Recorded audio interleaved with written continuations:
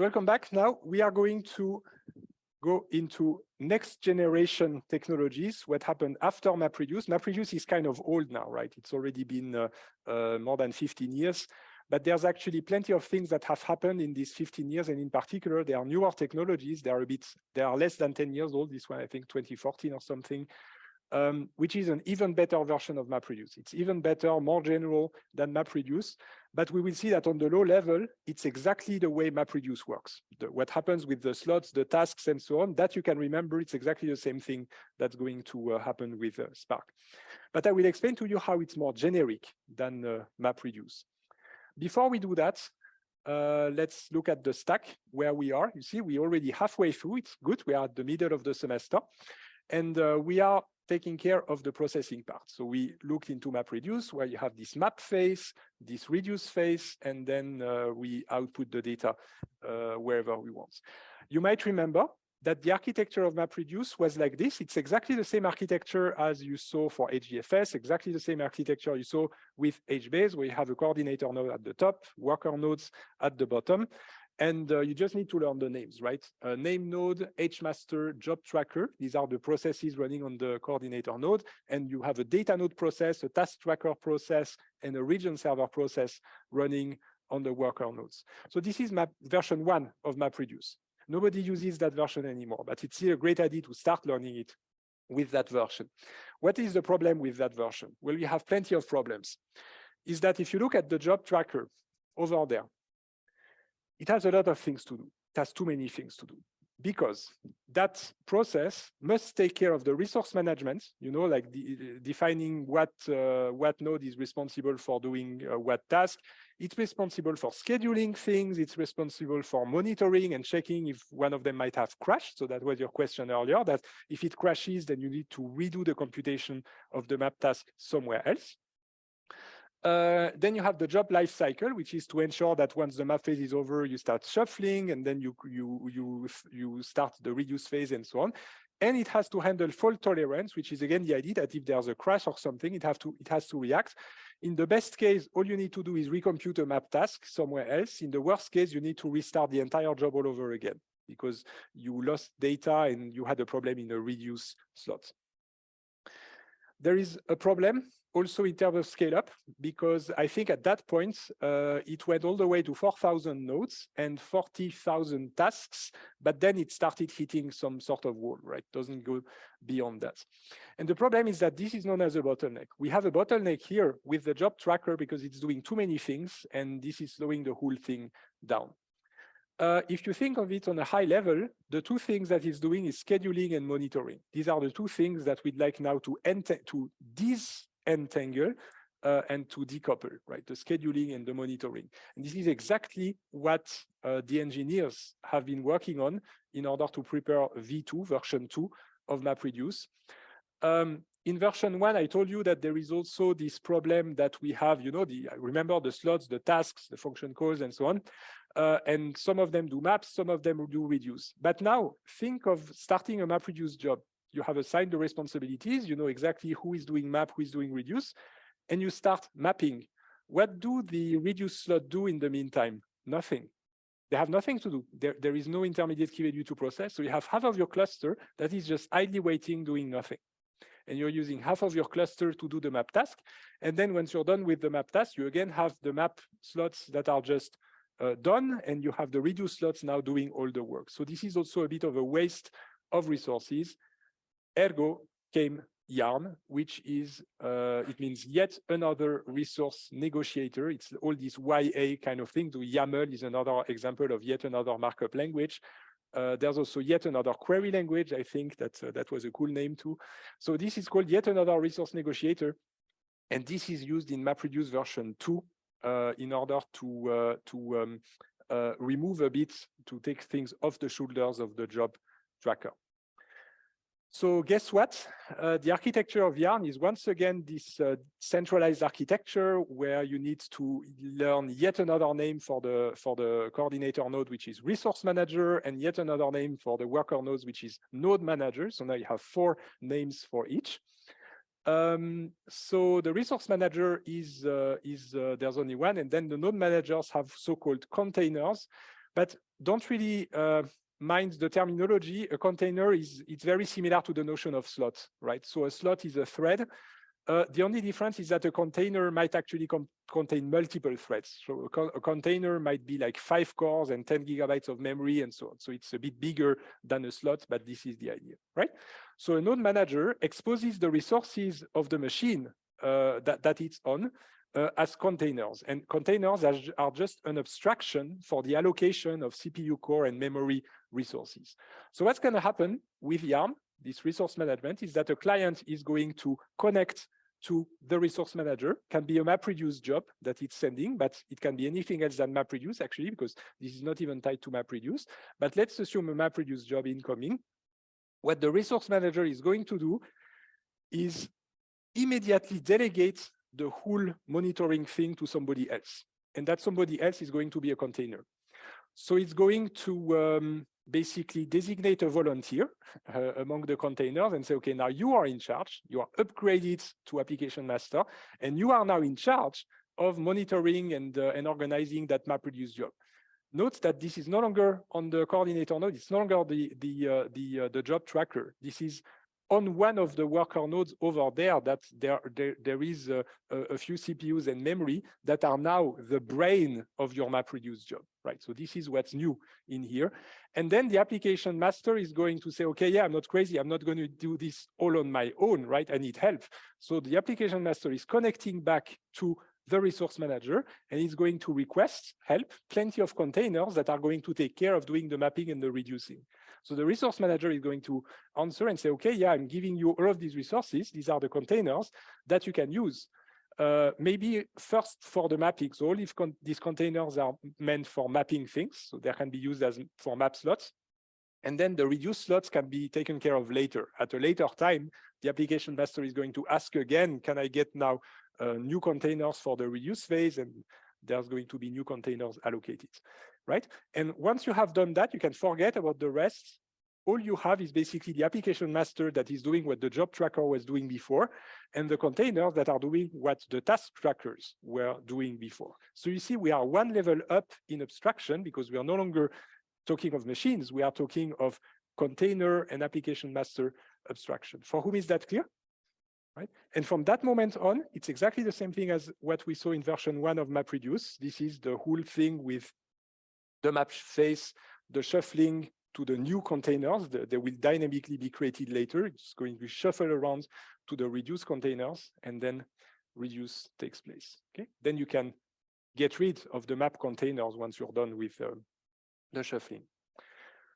Okay, what resources are we talking about? Well, I kind of say memory and CPU. I said that. So in general, people think memory and CPU. They're going to tell you this is 5 cores, this is 10 gigabytes of memory, and that's it. In general, though, you could also imagine that you want to allocate some disk space or some disk bandwidth, you know, writing and reading from this, some sort of bandwidth, and network bandwidth, right? This is typically work in progress at the moment. It might be that they made a lot of progress in the meantime on that, but the goal in the future is that you can also say that you share some disk and network input-output bandwidth, right? But today, people really think in terms of memory and CPU mostly, and this is kind of forced shared, let's call it that way, and not really taken care of yet in terms of resource management. Okay, so now what happens is that we have the scheduling and the application management that is all done by the resource manager, I'm coming to you, and the monitoring is done by the application masters. I use the plural form. Why? Because you can now have multiple jobs on the same cluster and even multiple people using the same cluster. Maybe Alice from the math department is using some of the cluster for MapReduce, and maybe Bob from the computer science department is using part of the cluster for an Apache Spark job, right? For example. So you can have multiple application masters and plenty of users of the cluster. Yes, you had a question? So I have a question related to these containers, because you mentioned the actual disk usage networking is not used, but then what if there's a malicious task that actually can influence another container? Essentially, my question is, are they set up with something like namespaces or C groups and are actually isolated from each other such that there's no like a task running in a specific container cannot influence the performance or outcome of another task, or how is that separation done then? So I'm not an expert of information security, so I'm going to give you a guesstimate, or let's say my thinking on that, and maybe a bit of context. Oh, there is another. Oh, I will also come to you right away, right after. Yeah, I didn't pay attention. Yeah, so I'll answer this, and then I'll come to you, and you can ask your question. All right. So when you are talking about a cluster on which Yarn is running, you are typically talking about people in the same company. So it's not something global scale that you're going to have people from all over the world who might be mean to each other, right? This is really the same company. So you're already assuming that the users are employees of that company. So you're already assuming some sort of cooperation, you know, that they have no intention to actually hurt the cluster or, you know, try to slow down the jobs of other people. So this is already an important point, right? This is one company, they have their cluster, potentially their own servers. They might rent them from Amazon or Google Cloud and so on, get their own VM, but there is already an assumption that it's people from the same company. And in terms of security, you're already behind some firewall. You know, you're already at one level of security less because you can assume that. Now, you still might have the issue that indeed you might need some isolation, not necessarily because you might have bad actors, but just because you can have unintentional overuse of resources. And indeed, it might be that I don't know the details, but I'm assuming that there is probably some provisions for that to kind of isolate the containers from each other. It's very tough to do because even on a cloud provider, you might still have attacks across VMs that, you know, you can do cryptographic attacks just by listening to the imagine the CPU consumption, and that actually can contain noise emitted by a different VM on the same machine, right? So it's very tricky to completely isolate things, even in the public space. Thank you. Let's go to your question. I hope you hadn't been waiting for too long. I was looking at that. Okay. Go ahead. So my question is about the containers as well. So containers are these little units of compute power that are separated, and according to the paper, they said that they're usually like 2 CPUs, 2 gigabytes of RAM. But I was confused because according to this schema, they appear to be pre-allocated. So like when the whole cluster spins up, you have this containers already created and listening to go. Okay. But at one point, they said that when a job is coming in, it can specify the amount of power that it wants its containers to have. Yeah. So I'm confused how. Yeah. So you're absolutely right. The latter part is correct. You indeed allocate the containers dynamically. And it might be that the drawing here might be a bit confusing in that respect. What is pre-existing is just the cores and the memory. You know, for each machine that it has, for example, 16 cores and 256 gigabytes of memory, the total resources. The containers are assigned dynamically. It is indeed the case that you request containers with 2 cores each, you know, and 10 gigabytes of memory, but somebody else might need 5 cores and 20 gigabytes of memory. So it is true that the containers are given dynamically, depending on what the users are asking. So this drawing might give the wrong impression that the containers pre-exist, but this is not the case, right? They are created dynamically. What pre-exists is just the resources themselves, the cores. And does it make sense? Yeah, okay, yeah. Thank you. That's a very good question. Thank you for allowing me to clarify this. Any other questions? Otherwise, I continue. Yeah. All right. So now we have this. So now we can have plenty of people using the cluster from the same company and doing plenty of stuff in parallel. In fact, the goal of resource management, they also had in mind the maximization of the utilization of the cluster. When you are a company and you have a cluster of 10,000 machines and 5,000 employees, for example, you want to make sure that the cluster is shared efficiently in the sense that it's not going to be idle for a long period and then suddenly everybody's using it at the same time. So this is about the maximization of the utilization of the resources in there, right? So this is called multi-tenancy also. Okay, so I'm not going to go very much in details about Yarn. I used to go very much in details in preceding years, but I realized that first, it's poorly documented over the internet. And second, I think it's less central. So I'm going to just quickly go a bit over high-level things, but without really going too much into details. this here should actually make sense to you, because this is pretty much the same things we've been seeing with the heartbeats of HDFS and HBase, right? So these node managers, they send regular heartbeats to the resource manager. It's just a way of saying the machine is still here and the cores and the memory are still there, right? So it's just, so that's the resource manager is aware of all the resources that they are in a cluster. And if there is a node manager, meaning the machine that crashed, then it needs to know that the CPUs and memory are no longer available there. Right, so this is basically what's happening. It's tracking the resources and it's tracking the liveliness of the nodes. All right. What's important is that the resource manager doesn't monitor tasks. It couldn't care less if something crashed, except the resources. Of course, if the entire machine crashes, it cares. But if there was a crash because of your code in the map function and that the map task led to a crash, the resource manager doesn't even know about that.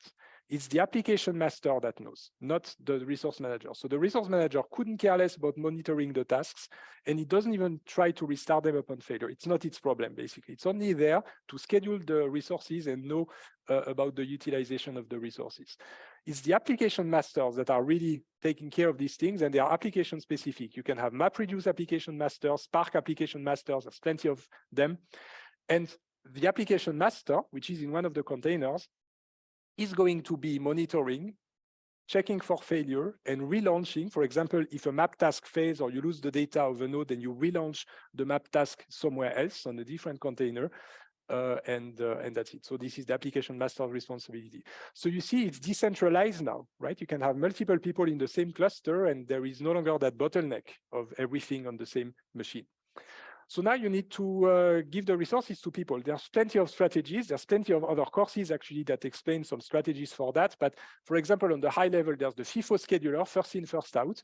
The first person who arrives gets the entire cluster to themselves, and then they stop, and then the next person gets the entire cluster, and so on and so on. Not very efficient because, again, you're using the whole cluster, which is why in practice, you have so-called hierarchy queues where you divide the clusters. So this is something that you do probably in an executive board meeting, that you say, okay, the math department gets 40%, physics department gets 10%, and so on. And then you come up with a plan, right, that says, okay, this is what we decided that everybody is getting. And then based on that, you can start splitting the cluster and saying, okay, now we have, this is the part for math, this is the part for computer science, and so on. And then they each have their own queue, and then your FIFO within each queue. For example, that might be the math department on the top, the computer science departments at the bottom, right? So this is called the capacity scheduler. It's a second kind of scheduling things. And there is a third kind that's called the fair scheduler. This one is actually using the fact that if a department is not using machines at all, then their resources can be nicely yielded to other people. So if the math department isn't using any machines, then the computer science department gets to use them for as long as they don't need them. So it's, again, a bit fairer, and it's still going to try to evenly and fairly distribute the resources based on that executive board plan, right? Okay, so this is called fair scheduling. And I just want to give you one example of how this is done on a very specific example. How do you deal with both memory and CPU allocation? So imagine that you have Alice and Bob. They are on the cluster, and in the executive board meeting, it was decided they each get 50%, right? So they have half of the cluster each.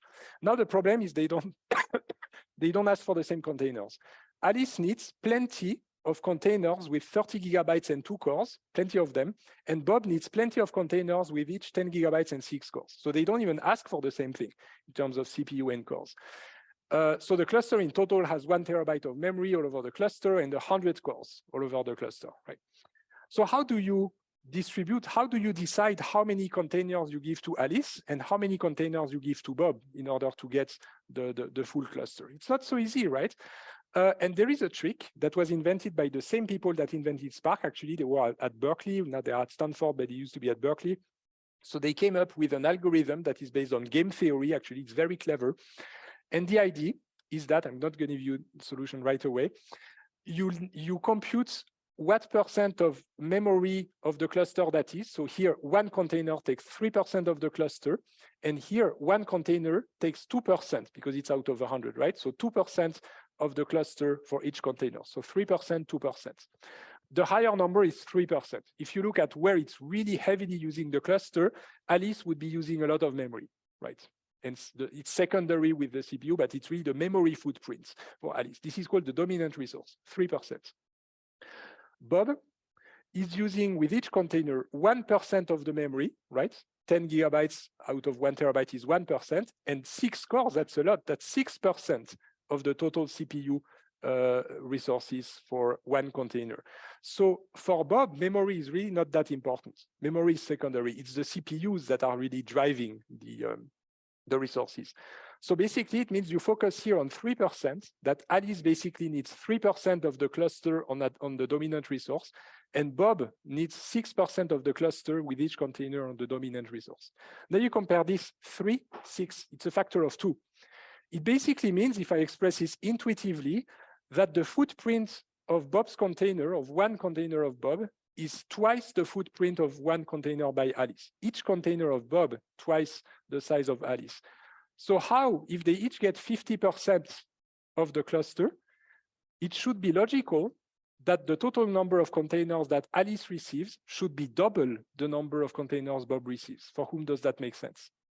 Right? If Bob's containers are double the size, then he should get half of the number, and then they're even. And then if you compute the solution and you try to squeeze as many as you can to fill in the entire cluster, you see 20 is double of 10, right? So twice as many for Alice than to Bob. So we have 20 containers for Alice and 10 containers for Bob. And you can compute, if you multiply it by 20, you get 60% of the memory for Alice and 10% for Bob. That's less than 100, so we are good.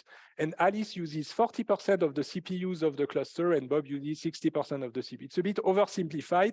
In reality, it might be more complicated, but this is the idea, right? So you allocate 20 containers for Alice, 10 for Bob. This is in essence the paper, and that's all I'm going to show you. For whom does that make sense? All right. So if you're interested, it's not a mandatory reading, but there is a paper that describes that, including the allocation protocols and game theory and why it's actually efficient from a game theory perspective. Okay. So to finish on Yarn, it can do plenty of things. MapReduce is one of them. MapReduce V2, version 2, runs on Yarn. It can be DAG, distributed processing. It's just a fancy name for Spark that we are going to look at now. Message parsing interface, MPI, that might be familiar to some people too. And graph processing as well is another application. So you see now we can do plenty of things. You just need to write the code that's going to run in the application master and in the containers, but this is generic, right? So you see we separated between scheduling, that it's still done on the coordinator node, and monitoring, that is distributed to delegated to containers. It scales better. It's available. It's more available. It's multi-tenancy. You can have multiple people using it. And that's it. I think I was missing the last one. Yeah, so that's what we got. This is Yarn. Yes, we have a question.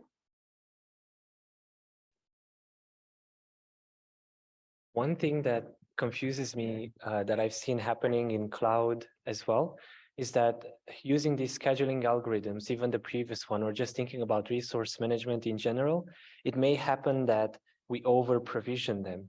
Like we actually provide more than it is available. Mm-hmm. And in that situation, I'm not really sure how the conflict is resolved. Is it just a fight for resources, as in it will still spin up, let's say, 20 containers and 10 containers, but some of them will actually in reality have way less constraints, but overall the system will look like it's using more than 100% of its resources? Or how does that work?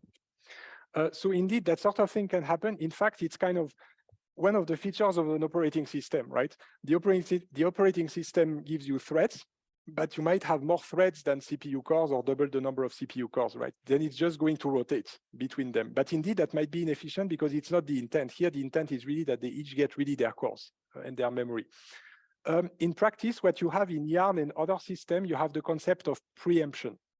So if you have too many tasks or too much scheduled, and for example, you were using resources of another department that was idle, and now they come back and they want their resources, so they can preempt. Then you have several ways of doing that. You can either wait until it's done, and then you don't add more containers. You say, okay, now you cannot have more, but we still elegantly wait for you to finish.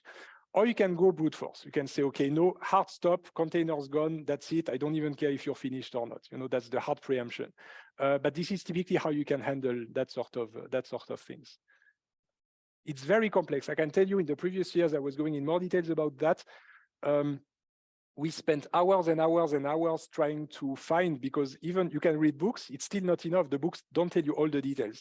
The only thing that really works is looking at the code itself. But the problem is that looking at the code, as you can imagine, that would be, you can ask the engineers, of course, if you know engineers, but it was very tedious. So I really reduced a little bit the size of that part. Yeah. So for the exam, it's really high level, and you don't really need to worry anymore too much about the details.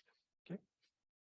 I'm saying that especially if some people are watching past years lectures, that be careful that you don't learn stuff that's actually not in the material.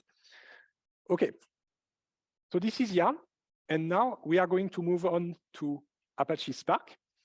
What we've learned so far is just that we had MapReduce, the first generation massive parallel processing framework. In version 1, it was with a job tracker and a task tracker. In version 2, it's using Yarn, and now the monitoring is done in an application master. But MapReduce is really, if I want to be a bit controversial or provocative, I'm going to say what it really is map shuffle map, because the reduce part is really a map, right? You could consider that the reduce function is not so different from the map function, right? It's really just mapping again in parallel the output of the shuffling. That's very specific. And in fact, it's so specific that in many cases, you might have, for example, matrix multiplication or a page rank and so on. Some algorithms do not fit in a single MapReduce job. You might have to use 5 jobs or 10 jobs or 100 jobs, queuing them one after the other, and every time reading the output of the former one. This is where you see the limits of MapReduce, right? It's great, it's generic, it can do a lot of things, but you might end up needing multiple MapReduce jobs in order to do more complex things because it's too specific.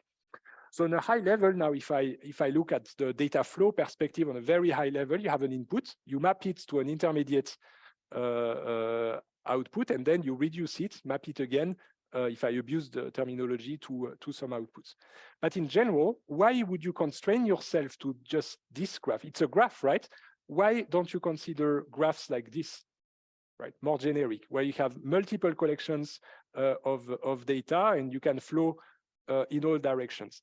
Can it be any graph? Well, the solution is actually on the top. I realize specific kind of graph, it's DAG, directly acyclic graph. The only thing we don't accept here is cycles. You cannot have a dependency that goes like this in circles. This is also known as a dependency graph.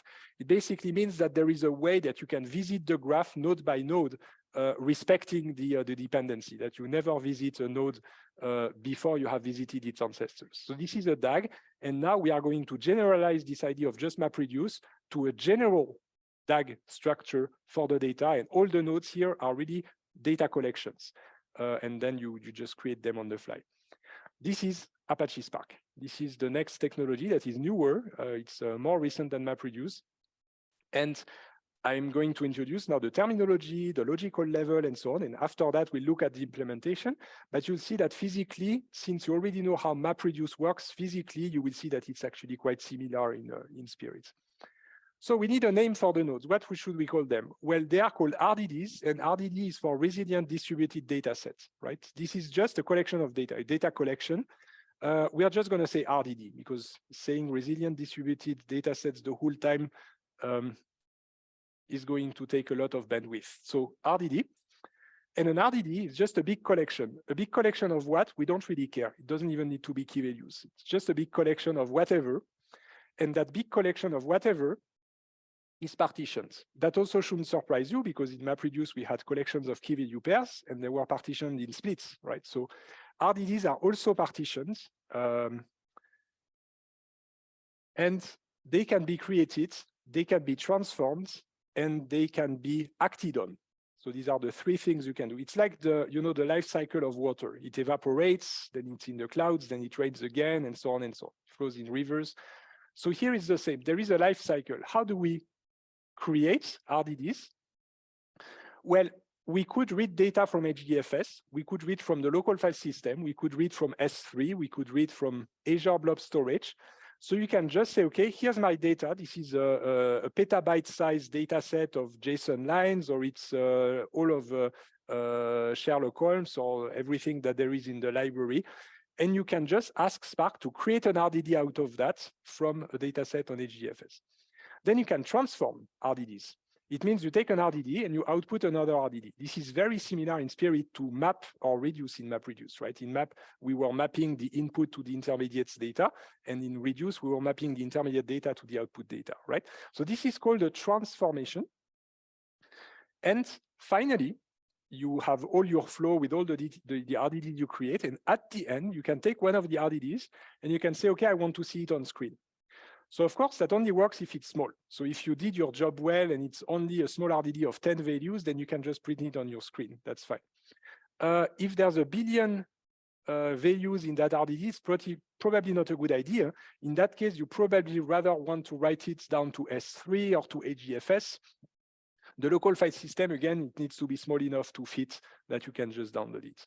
Okay, so I repeat, we have RDDs. We can create RDDs with creations. We can transform RDDs with transformations. We can act on RDDs with actions. This is how it all works. So now I can put this RDD label because now we have a name for that. So we have a flow of data. This is my DAG, my distributed acyclic graph with all the RDDs here. And the data flows from here all the way down to there. Who is following? Okay. Okay. Have a few more minutes. So I'm going to just show you this so that it's very clear. What's going to happen is that here you have a creation at the top. The creation is coming. You have all of these transformations, but actually I don't have any action in there. What does that mean? It's boring. Nothing happens at all. Because if you just define creations and transformation, it's just planning that, but not really doing anything. It's all lazy evaluation. It's when the action comes in, when you ask, okay, now write it down to HDFS, this is going to trigger the whole thing. And then it's going to flow around in all the RDDs and so on, and it triggers an evaluation like that. So this is lazy evaluation. It's only when you actually trigger an action that you actually launch a job and that data is going to start to flow in your cluster. All right. So I'm going to just ask you the typical question if you followed, and I'm going to show you an example. I'm going to use Python. I think it's pretty trendy at the moment, but you can use Java, Python, Scala. I think even more languages are available. All right. Before you go, just give me 1 more minute of your attention. Just checking that you're following. Of course, that's called it's the 8th, right? Yes, this one. Okay, just checking. Do I accelerate? Do I slow down?